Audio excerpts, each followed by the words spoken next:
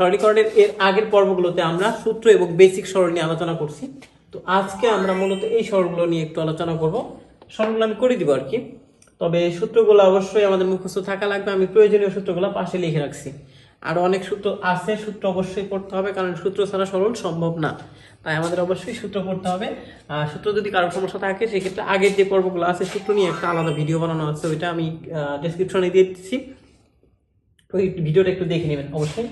আর সূত্র অবশ্যই মুখস্থ করতে হবে, এটা লিখে লিখে মুখস্থ করি, পড়ে পড়ে করি, মুখস্থ করতে হবে। সূত্র ছাড়া সরল সম্ভব না, ঠিক আছে? তো এবার আমরা আসি প্রথম এক নম্বর প্রশ্নে কি আছে? এবিসি এবিসি এবিসি, তাই তো? এক নম্বর প্রশ্ন আমরা সমাধান করি।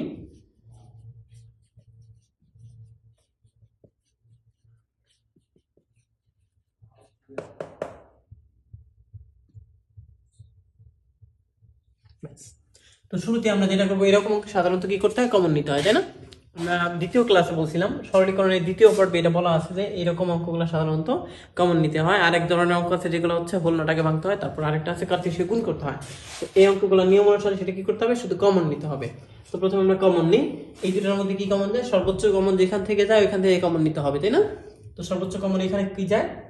আমরা একটু খেয়াল করে দেখি, বিসি কমন যায় এখানে।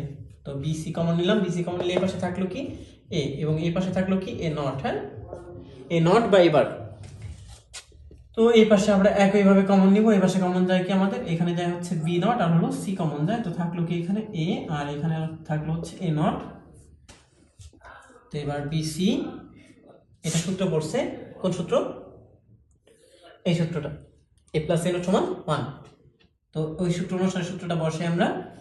তারপরে কি আছে এখানে? আছে হচ্ছে বি নট সি ইন্টু মান কত? 1। এবার হলো বিসি ইন্টু 1। তো 1 দিয়ে গুণ করলে কি হয়? আমরা এই যে একটা সূত্র দেখছিলাম এখানে, এই সূত্রটা খেয়াল করি একটু। কোনো কিছুর 1 দিয়ে গুণ করলে কি হয়? ওইটাই হয়। 1 দিয়ে আমরা যারাই গুণ করি ওইটাই হবে। তো এর যদি আমরা গুণ করি এ হয় না হিসাবে?